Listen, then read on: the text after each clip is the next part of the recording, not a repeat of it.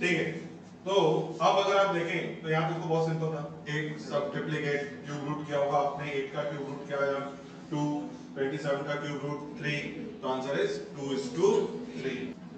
ठीक है, question number 9।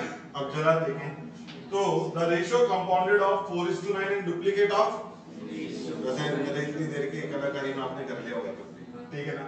तो क्या था 4:9 8 और दूसरा रेशियो कौन सा होगा 9:16। क्यों समझ में आ रहा है क्या, क्योंकि फर्स्ट का तो क्या चाहिए एज इट इज और सेकंड का क्या चाहिए डुप्लीकेट, तो मिला क्या आंसर, किसी को डाउट हो जाएगा या फिर कर लिया है हमने कंप्लीट।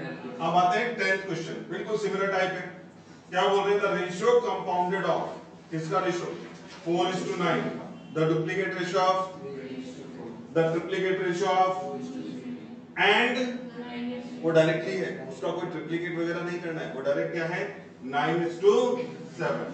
तो अब एक काम करो, इस तरह से लिखो जरा, नेक्स्ट लिखो, we have to find the compound ratio of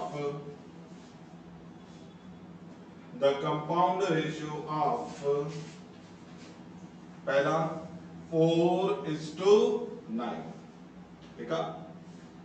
फिर दूसरा क्या लिखेंगे हम लोग, डुप्लीकेट बोला ना 3:4, तो इसको 9:16। ये बात समझ में आ रहा है क्यों 9:16। फिर तीसरे का क्या है ट्रिप्लीकेट, तो 2 का क्यूब क्या करोगे 8 और 3 का क्यूब क्या आ जाएगा 27 एंड लास्ट वन इज 9:7। अब ये बताओ, ये पहले समझ में, एंड ये एक्चुअली ना एंड इसके साथ पढ़ा जाता है, ट्रिप्लीकेट रेशियो ऑफ 2:3 एंड उसके साथ नहीं है, ये सिर्फ किसके लिए ले रहा है 2:3। नहीं कंफ्यूजन तो है, ये इनके स्टेटमेंट में रॉन्ग है ना, मैं नहीं कर सकता, ये भी रॉन्ग ही है ना। हाँ होना चाहिए दोनों को, क्योंकि यहाँ पर कॉमास वगैरह कुछ यूज करना चाहिए था, लेकिन इसलिए एंड आ रहा है क्योंकि वो लास्ट रेशियो है। अभी आप लिख दो 2, 3, 4 एंड, लेकिन अगर 3 आते हैं ना तो एंड आता है, वरना 2 आते तो सिर्फ एंड ही आता है। अरे बेटा यार 4 हो गए, उसके बाद उसमें कुछ फर्क नहीं। ठीक है, यहां तक हो गया अपने पास। अब कंपाउंड रेशियो है, ये तो लिखा आपने, ठीक है। अब हमने क्या लिखा है यहाँ पे, we have to find the compound ratio of, ये आ गया एस। अब आपने क्या करना है 4 into 9 into 8 into 9 divide by क्या जाएगा 9 into 16 into 27 into 7। बात समझ में आ रहा है, कैंसिलेशन करो जरा। देखो अभी आप अगर देखें तो 8 2 जा 16, 2 2 जा 4, 9 से 9 डायरेक्टली कैंसिल, 9 3 जा 27। अब यहाँ पे ऊपर 2 और नीचे कोई नंबर ऐसा नहीं बचा जो 2 से कैंसिल होने वाला है, तो 7 3 जा 21, तो 2/21। तो रेशियो समझ में आ रहा है, क्या लिखेंगे 2:21 मिला। कोई है ऑप्शन अपने पास सी, तो सी इज द राइट ऑप्शन 2:21। हो गया। अब आते हैं इसके बाद नेक्स्ट हमारे पास क्वेश्चन नंबर 11। वापस जरा ध्यान से पढ़ना, द रेशियो कंपाउंडेड ऑफ, क्या बोला है 4:5, 9:7, the triplicate ratio of and the triplicate ratio of. अब की बार देखो स्टेटमेंट में क्या किया, उसको दूसरे का भी ट्रिप्लीकेट चाहिए था तो उसने क्या करा उसके साथ लिखा। अब जरा देखो, तो पहला रेशियो क्या है अपने पास 4:5, दूसरा 9:7, तीसरा 3 का क्यूब is to 4 का क्यूब। हाँ बिल्कुल, और इस तरह से यहाँ पर तो ऐसा लिखो, we have to find the compound ratio of,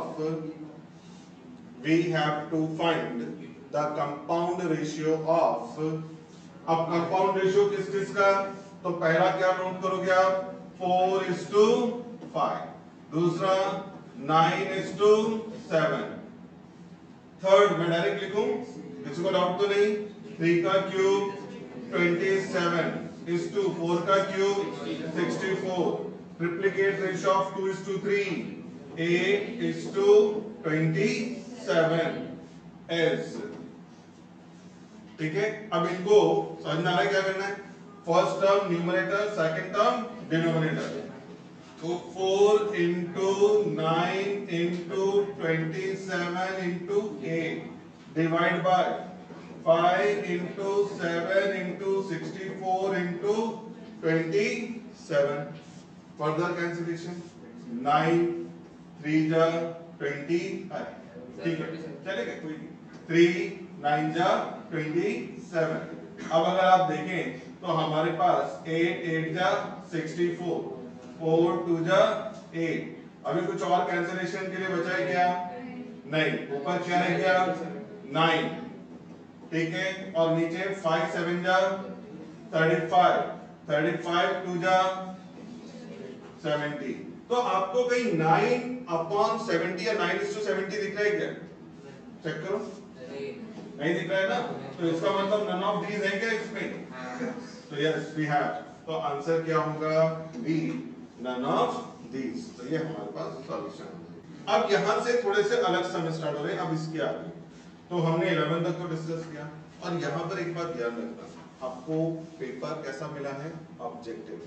हमको प्रॉपर सॉल्यूशन नहीं लिखना, हमको वो सॉल्यूशन लिखना है जिससे जल्दी आंसर आएगा. अब ध्यान देना मैं क्या करूंगा. Question number 12. A is to B is equal to 3 is to 4. The value of, किसका वैल्यू पूछ रहे वो? 2A plus 3B is to 3A plus 4B.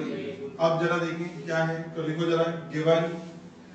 given A is to B is equal to 3 is to 4.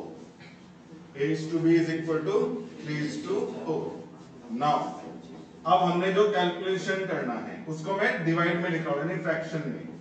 2A plus 3B divide में क्या आ जाएगा बोलो? 3A plus 4B is equal to, ratio का मतलब मालूम है ना? फ्रैक्शन. ये आ गया. अब आपने करना क्या है? A के करस्पॉन्डिंग नंबर क्या दिख रहा है? 3, और B का करस्पॉन्डिंग, तो समझ में आया क्या? एक्सप्रेशन में जहां A है उसकी जगह आप क्या रिप्लेस करेंगे? 3, और B की जगह 4. तो अब ये क्या होगा? 2 into 3 plus 3 into 4 divide by 3 into 3 plus 4 into 4. बात समझ में आई क्या? अब 2 3 जा 6, 3 4 जा 12, 3 3 जा 9, 4 4 जा 16. ऊपर क्या आ गया अपने पास? 18. नीचे क्या आ जाएगा? 25. कुछ और कैंसिल हो रहा है क्या? तो आंसर इज 18 is to 25. तो ये हमारे पास सॉल्यूशन आ जाएगा क्या? 18 is to 25. बात समझ में आई क्या? तो ऑप्शन है कि देखो, तो D 18 is to 25 is the required solution. अब आते हैं नेक्स्ट. अभी क्या है अपने पास? Question number 13. Two numbers are in the ratio of 2:3. If 4 be subtracted from each, they are in the ratio of 3:5. The numbers are. ध्यान से पढ़ो. क्वेश्चन समझ में आ रहा है क्या? दो नंबर्स का रेशियो कितना बोल रहा है वो? 2:3. उसमें से क्या माइनस कर रहा है? 4. तो रेशियो क्या आना चाहिए? 3:5. भाई अपना पेपर ऑब्जेक्टिव है, आंसर तो दिया हुआ है, तो हमने इक्वेशन नहीं बनाना. अब लॉजिकली सोचना शुरू करें. हम बाय ऑप्शन जाएंगे. किससे जा रहे हैं? By option.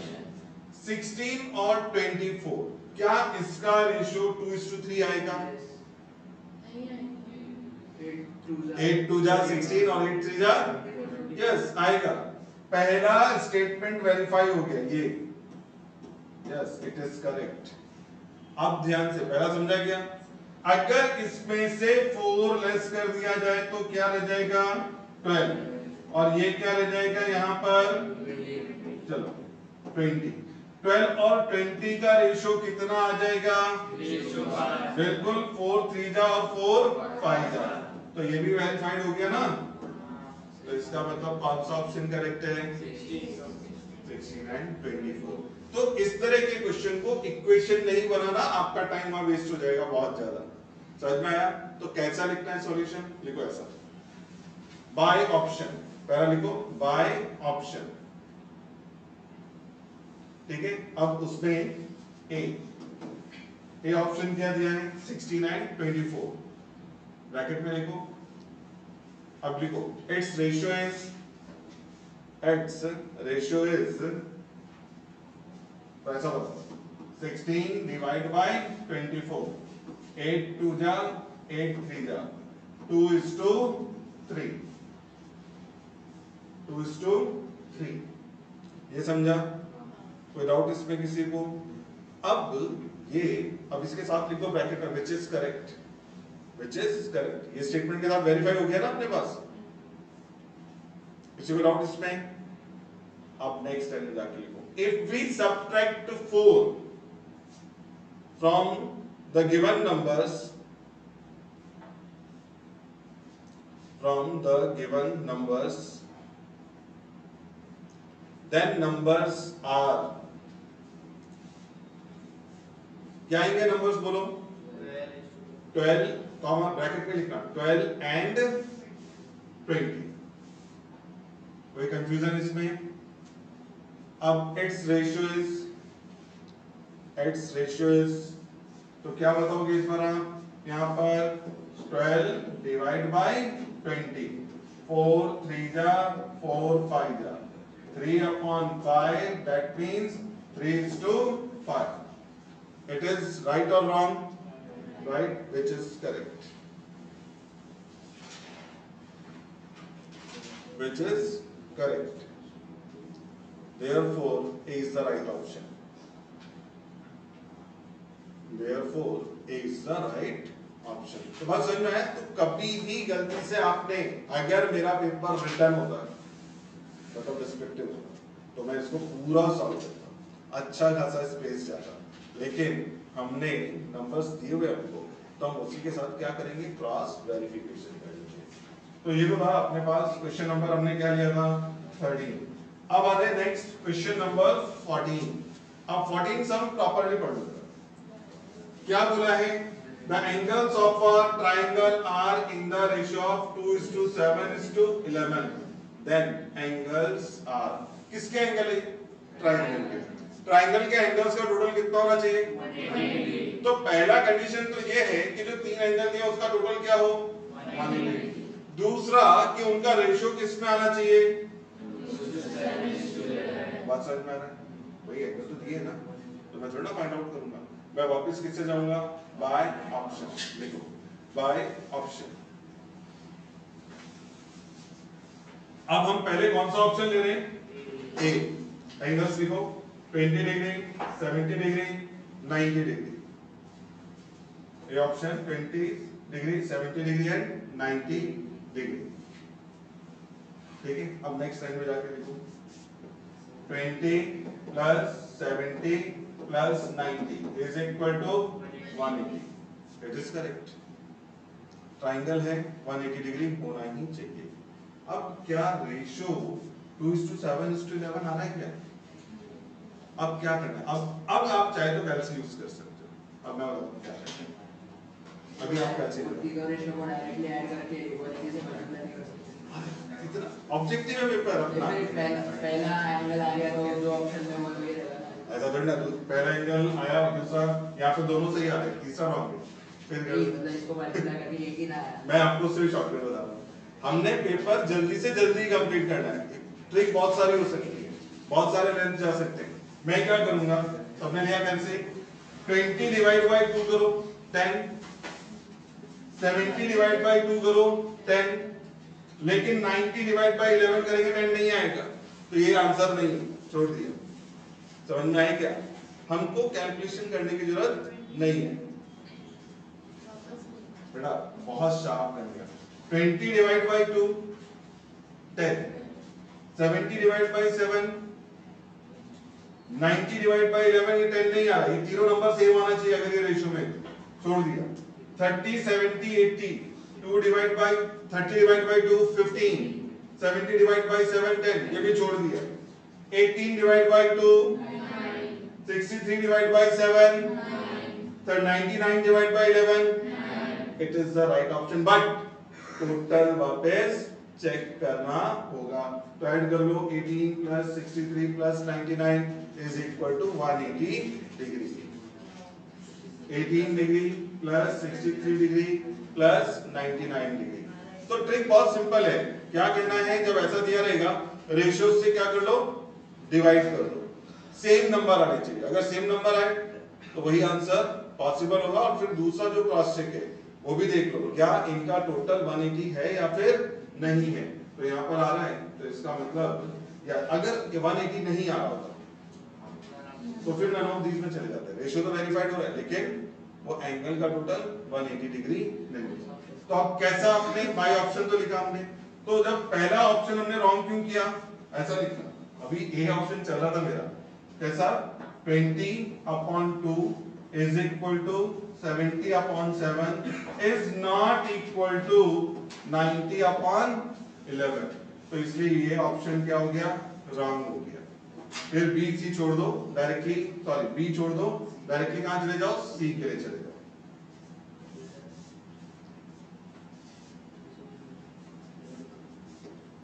तो फॉर ऑप्शन सी हम लोग क्या कर लेंगे, यहाँ पर 18/2 is equal to 63/7 is equal to 99/11। yes it is correct। also साथ में क्या करना है, 18 plus 63 plus 99 which is equal to 180। so that means C is the correct option।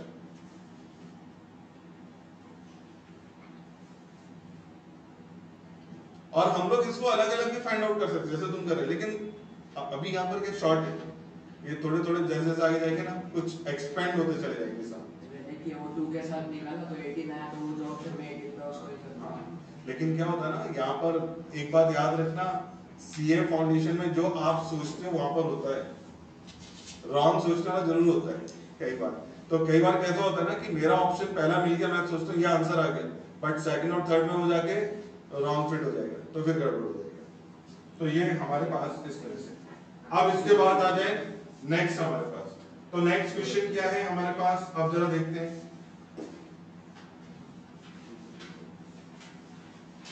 तो अभी हमारे पास है question number 15, division of 324 between x and y in the ratio of 11:7। x and y would get rupees. एक तो तरीका है जो journal है, दो को डिवाइड करना है। कैसा है वो जो आपने स्कूल सेक्शन में पढ़ा हुआ है। क्या करेंगे, कितने को डिवाइड करना है, तो 324 हमने यहाँ पे क्या लिया, 324 divide by sum of ratio कितना मिलेगा अपने को, 11 + 7 और इनटू क्या कर देंगे 11। तो 11 + 7 कितना, 18 इनटू 11। अब कैंसिलेशन कर लो, 18 से 324 कितना टाइम कैंसिल होगा, 18 टाइम, 18 का स्क्वायर होता है ना। 18 × 11 करेंगे क्या आ जाएगा, तो 88 और फिर 190। तो देखो कहीं ऐसा है ऑप्शन जिसमें x को 198 मिल रहा है, चेक करो, नहीं आ रहा है ना, तो इसका मतलब कोई भी ऑप्शन करेक्ट नहीं है। तो कौन सा, अब इसको दूसरे तरीके से सोचते हैं। ये तो हो गया जो कन्वेंशनल तरीका है जो हम लोग नॉर्मली मैथ्स में यूज करते हैं। हमने यहाँ पर क्या बोला था आपको मालूम है, 324 को डिवाइड करना x एंड y में 11:7 के रेशियो में। कैलकुलेट 204 डिवाइड बाय 11, तो डिवाइड ही नहीं हो रहा, और 120 डिवाइड बाय 7 ये भी नहीं डिवाइड हो रहा, और दोनों नंबर सेम भी नहीं आ रहे, तो ये आंसर नहीं हो सकता, छोड़ दे।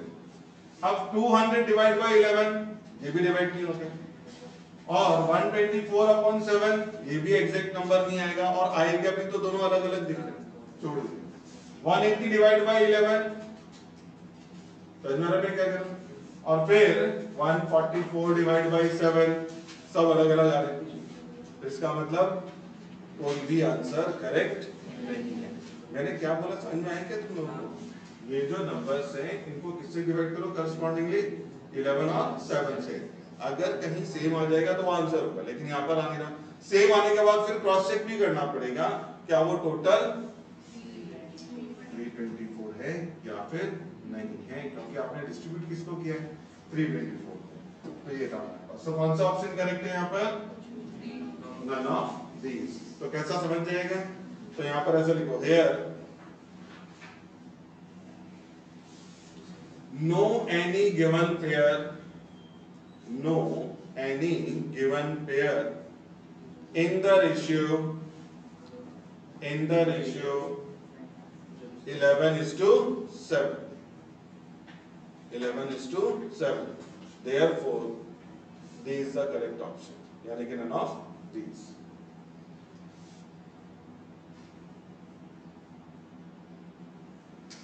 चलो हुआ क्या?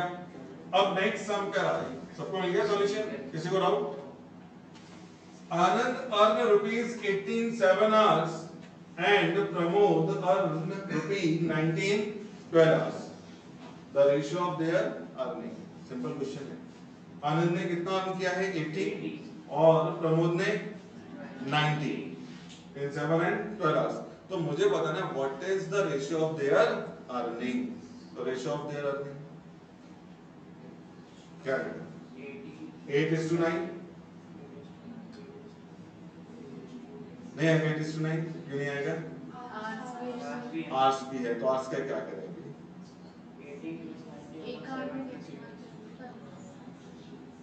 एक ने सही बोला, बाकी और कोई कुछ सोच रहे? यहाँ पर क्या पहला तो दोनों सेम काइंड ऑब्जर्वेशन है आंसर में। एक यहाँ पर 7 आवर्स काम कर रहा है, एक 12 आवर्स। तो एक्चुअली इसको सेम काइंड ऑब्जर्वेशन में क्या कर लिए जाए? कन्वर्ट, मतलब पर आर अर्निंग कितना है। आई बात समझ में? तो आनंद का पर आर अर्निंग क्या है 80/7 और प्रमोद का बात समझ में? अब रेशियो निकलेगा, समझ में आया क्या? तो लिखो the required ratio is given by, the required ratio is given by, question number 16 है। The required ratio is given by, अब ऐसा लिखना 80 divide by 7 divide by 90 divide by 12। और इधर ना अपने लिए क्वेश्चन मार्क नोट करना, वाई हमने ये क्यों किया, समझ में आया क्या? क्योंकि अर्निंग कैसा होना चाहिए था? पर आर या सेम पीरियड का होना चाहिए था। अब इसका कैलकुलेशन आपको मालूम है, मैं थोड़ा ऊपर लिखता हूँ। 12 सबसे ऊपर शिफ्ट हो जाएगा, 7 नीचे आएगा। तो क्या लिखा जाएगा 80 into 12 डिवाइड बाय 90 into 7। भाई सिंपल है, 10 से 8 टाइम, 10 से 9 टाइम, 3 4 जा 3 3 जा, और तो कुछ कैंसिल होगा क्या? नो। 8 4 जा कितना होगा 32 और 7 3 जा, तो ये अपने पास क्या है 32:21। तो कहीं है क्या अपने पास? तो A is the right option, 32:21। तो बात समझ में आई थी? तो ये इस तरह से हमारे पास कंप्लीट हो जाएगा। कोई डाउट किसी को? लिखा है सॉल्यूशन आपने? कैसा लिखा? जैसा मैंने बोला था ना, तो ये कैलकुलेशन यहाँ पर शिफ्ट हो जाएगा। हो गया सब क्लास नोट करके? हमने कौन सा क्वेश्चन सॉल्व किया था? 16। अब वापस ये मैं आपके लिए छोड़ रहा हूं और देखते हैं कौन सबसे पहले आंसर देगा। पहले पढ़ लीजिए। The ratio of two number is 7:10 and their difference is 105. The numbers are, question हमने पढ़ा, उसका रेशियो कितना हो रहा है नंबर्स का और डिफरेंस कितना है 105। तो आपको पता है नंबर कौन सा होगा? चलो जल्दी within 1 minute. Option number C check करें। 245 और 350। 245 को 7 से डिवाइड करो, ठीक है ना, और 350 को 10 से डिवाइड किया 35, दोनों सेम नंबर आ गए। माइनस किया 350 में से 245 तो कितना मिला 105। तो both the conditions are satisfied or satisfied by option C. So C is the right option. तो ये वो ट्रिक लिया जो मैंने पहले डिस्कस किया था। तो समझ में आया क्या? किसी को डाउट? अपने आप नोट कर पाओगे? क्या लिखना है तुम सोचो। अब आते हैं नेक्स्ट वेरी इंपॉर्टेंट क्वेश्चन। नहीं, ये आलेख नहीं है ये। अच्छा लिख रहे हो क्या? पहले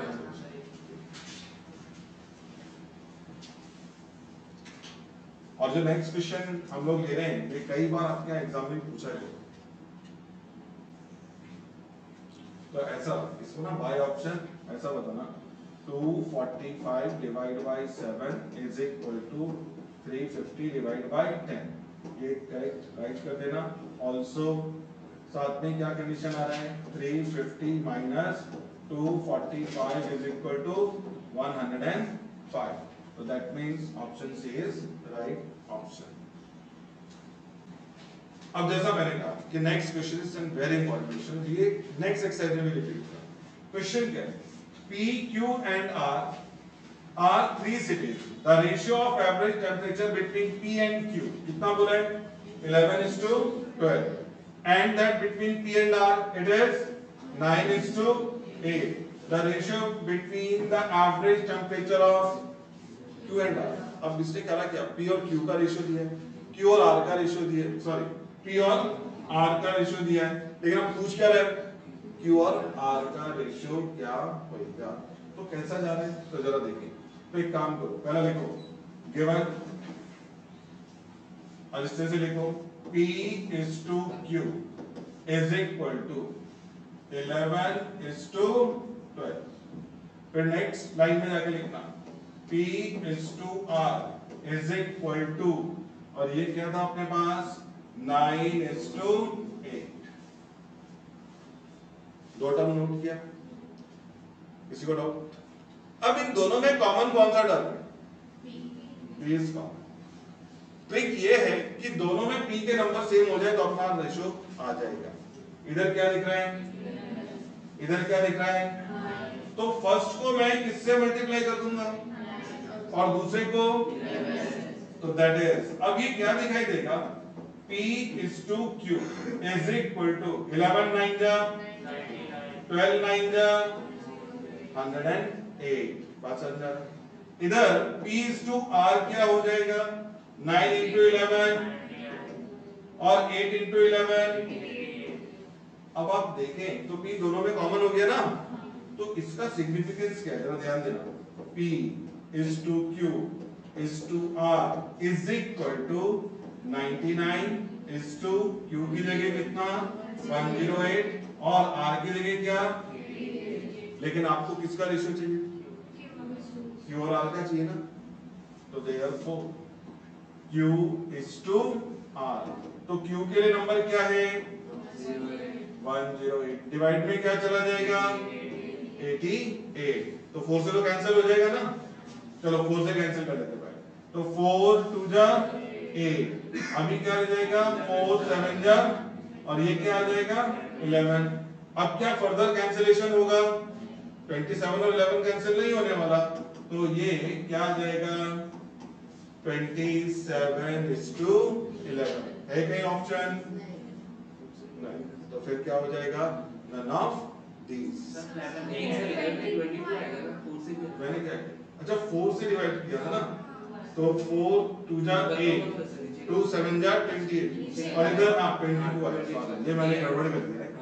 ठीक है, तो इसको क्या कर लेंगे? 22। अभी देखो कोई ऑप्शन है क्या? हाँ, तो फिर क्या आ जाएगा? B is the right option। तो समझ में आ रहा है क्या करना है?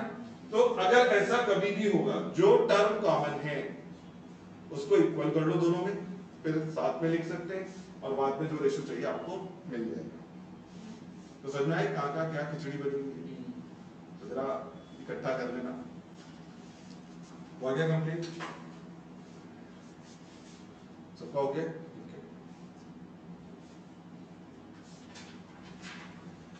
अब आते हैं नेक्स्ट हमारे पास, और क्वेश्चन नंबर क्या है? 19। या आप अपने आप कर सकते हो, जरा विद इन 1 मिनट कैलकुलेशन करके बताओ। x is to y क्या बोला है? 3:4। किसका रेशियो चाहिए अपने को? x² y plus xy² is to x³ plus y³ को समझ रहा है क्या? x की जगह 3, y की जगह 4 रिप्लेस कर दो, आंसर आ जाएगा। चलो स्टार्ट करो। तो हम क्या कैलकुलेट कर रहे हैं, x square by plus x y square divide by x cube plus y cube. That means x का वैल्यू 3 और y का वैल्यू 4, तो 3 स्क्वायर इंटू 4 प्लस 3 into 4 square divide by 3 the cube plus 4 the cube. अगर हम further calculation करें 9 4 जा 36 plus 16 3 जा 48 और ये 27 प्लस 64, तो 36 प्लस 48 70 84 डिवाइड बाय 1 8 और ये 9 91। 7 से कैंसिल होगा क्या, 12 7 जा 84, 13 7 जा 91। तो 7 से कैंसिल हो रहा है कितने टाइम, 12 टाइम, 7 से 13 टाइम। तो आंसर क्या आ जाएगा अपने पास 12:30। देखो कहीं है क्या ऑप्शन बी 12:30। इस तरह के सम्स बहुत सारे आपके एग्जाम में पूछे गए। सिंपल सा लॉजिक का यूज करना, समझ में आ रहा है कि x की जगह करस्पॉन्डिंग x, y की जगह करस्पॉन्डिंग y के लिए जो नंबर दिया है रिप्लेस करके कैलकुलेट करें। सबको मिला है सॉल्यूशन, किसी को डाउट? तो ये था हमारे पास क्वेश्चन नंबर 9। अब इसके बाद नेक्स्ट, अब यहां पर जो बचे हुए 4-5 सम्स है 20 21 22 23 24 25 6 सम्स, ये कॉम्प्लिकेटेड, यहां पर एक्चुअल मेहनत करने की जरूरत है। तो फिलहाल तो मैं आपके लिए जो सिंपल सम है वो आपसे कंप्लीट कर रहा हूं। इनमें से जो सिंपल है, क्वेश्चन नंबर 22, ये आप अपने आप कंप्लीट कर सकते हैं। क्या बोला है जरा देख लो आप एक बार। P/Q क्या बोला है, 2:3। X/Y क्या बोला है, किसका वैल्यू पूछा गया, 5px plus 3qy plus 10px plus, तो समझ में आ रहा है। x की जगह क्या रिप्लेस करोगे आप, 4, y की जगह p की जगह एंड 3 फॉर q। करो स्टार्ट। वैसे लिखते हैं जैसा मैं लिख रहा हूँ, रेशियो की जगह फ्रैक्शन में और बाद में वैल्यू रिप्लेस करके कैलकुलेशन।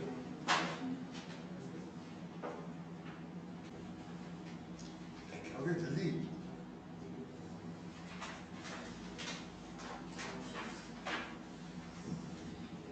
इनका मिला क्या सॉल्यूशन, क्या मिला, ऑप्शन सी, यानी कि अपने पास 17:28। और किसी को, तुमको ही मिल गया, ठीक है, 2 लोगों को मिल गया ऑप्शन सी। मैंने कोई क्रॉस चेक नहीं किया, ये आपकी जिम्मेदारी है, सी बोल रहे हो, मैंने सी को मार्क किया है, तो सबको सी मिल जाएगा।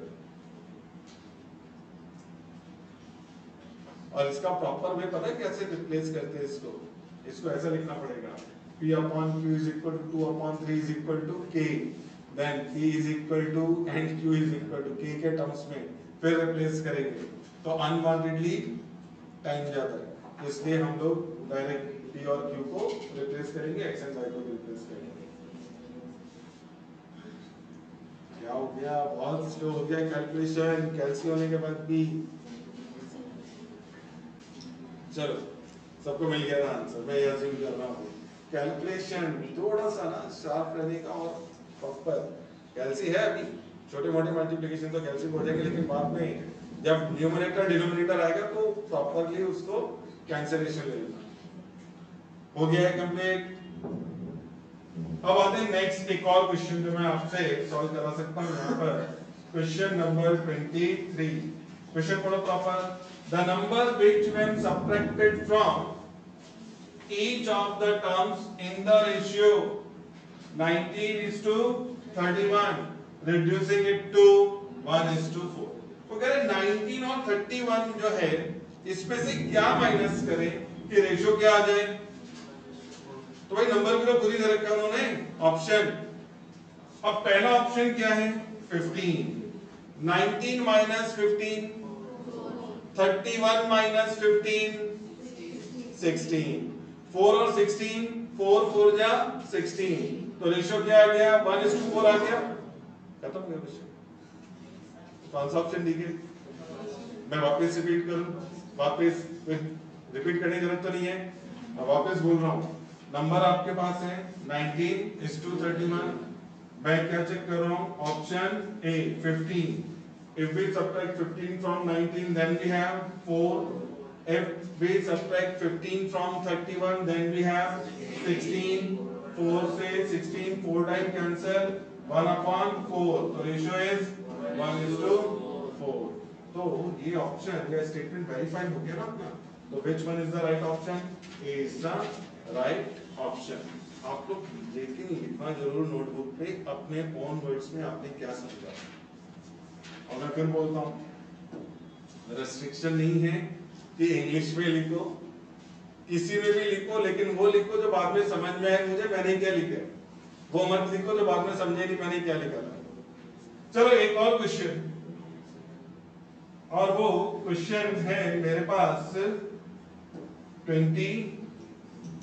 अभी चलो मैं थोड़ा सा इसको जूम करता हूँ अभी। हाँ, तो 24 बहुत अच्छा क्वेश्चन है, इंपॉर्टेंट बात कर लेना जरा इसको, वेरी इंपॉर्टेंट। अब ये हमारे पास है क्या? Daily earning of 2 persons in the ratio of 4:5। ध्यान से पढ़ो कि दो लोगों का डेली अर्निंग का रेशियो कितना है? 4:5 and their daily expenses are in the ratio of 7:9। If each save ₹50 per day, their daily earning in rupees are। तो मुझे बताना है कि उनकी डेली अर्निंग क्या क्या होगी। क्वेश्चन समझ में आ रहा है? अर्निंग का रेशियो कितना बोला है? एक्सपेंसेस का रेशियो, दोनों ने हर दिन कितना बचाया है? 50 रुपया। अब ये ए ऑप्शन हो सकता है क्या? जो 40 रुपए की अर्निंग करेगा 50 बचेगा किधर से? Directly correct. बी होगा क्या? सी को चेक कर सकते हो। अब देखते हैं 400 और 500 का रेशियो 4:5, 100 से 100 कैंसिल। अब अगर देखो पहला तो मैं क्या कर रहा हूं, 400/500 इज इक्वल टू डायरेक्टली 4:5। 50 रुपया बचाया ना, तो खर्चा कितना किया? 350 और 450, तो इसका रेशियो लिखोगे तो 350 चलो अब यहाँ 5 के टेबल से तो कैंसिल हो जाएगा, पहले 0 कर देते हैं। 5 7 जा 5 9, तो कितना आ रहा है? क्या हमारे क्वेश्चन में 7:9 बोला था उसने? यस, तो इसका मतलब कौन सा ऑप्शन डी के? सी इज द राइट ऑप्शन। बात समझ में आया? तो देखो हमने दो पहला क्यों डायरेक्टली कट के समझ में आ रहा है, क्योंकि जिसकी अर्निंग ही 40 रुपए पर दिन हो तो 50 रुपए बचा तो नहीं सकता। और ध्यान दो वो सुन, यहाँ पर देख लो 4:5। कई लोग ना बड़ी लापरवाही से क्वेश्चन सॉल्व करते हैं। हाँ आ गया 4:5, 40 और 50 का रेशियो आएगा ना 4:5, लेकिन बाकी क्वेश्चन हाँ हमारा आ गया आंसर। तो यहाँ पर बाकी भी देखते हैं। तो ये दो ऑप्शन मैंने डायरेक्टली कट किए, हम सिर्फ किसको चेक कर सकते थे? थर्ड को। अगर ये नहीं मिलता तो फिर डी, कोई भी ऑप्शन करेक्ट नहीं है। कोई डाउट इसमें? समझ में आ रहा है मैं क्या कह रहा हूँ? क्लियर है? कंफ्यूजन नहीं लगता अभी कहीं? समझा ना? हाँ चलो, तो इसको ऐसे ही नोट करो जैसा मैंने यहाँ पे कहा 400 into 400 and 500 का रेशियो 4:5 माइनस 50 करके ये एक्सपेंसेस आ गया। इसका रेशियो चेक किया तो 7:9। तो इट मींस जो क्वेश्चन का स्टेटमेंट है वो इससे वेरीफाई हुआ है, ऑप्शन सी। अब आ जाते हैं नेक्स्ट एक लास्ट क्वेश्चन आज के लिए, क्वेश्चन नंबर 25।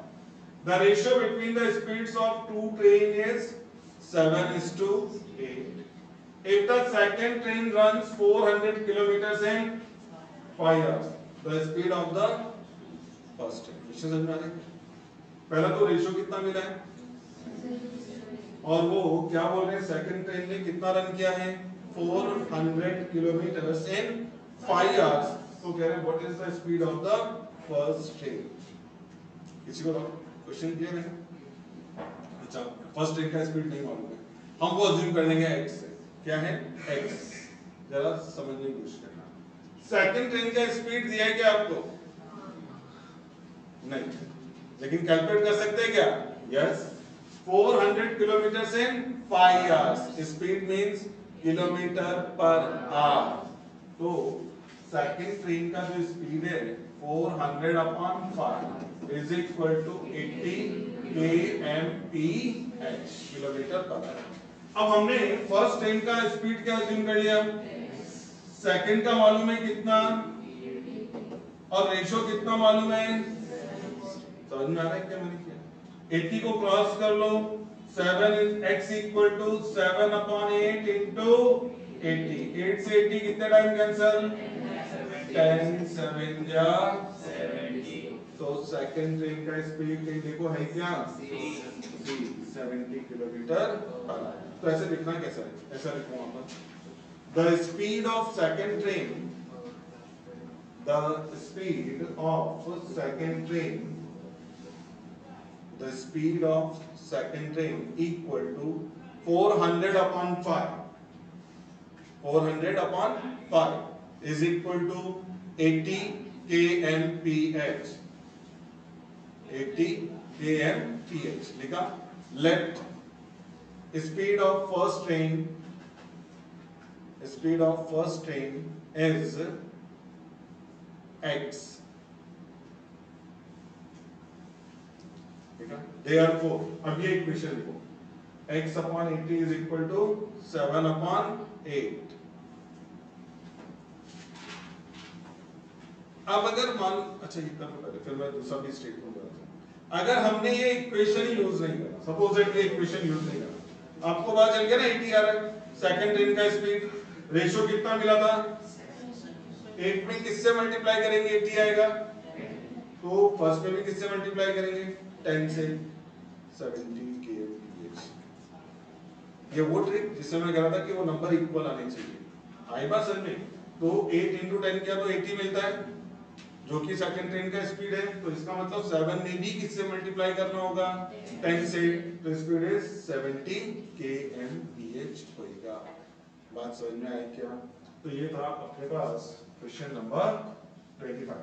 अब इसमें हमारे पास दो सम हमने अभी रह गए हमारे पास, तो उसको फिर हम लोग बाद में कंप्लीट कर लेंगे, क्योंकि यहाँ पर आपको काफी स्पेस लगेगा सॉल्व करने के लिए।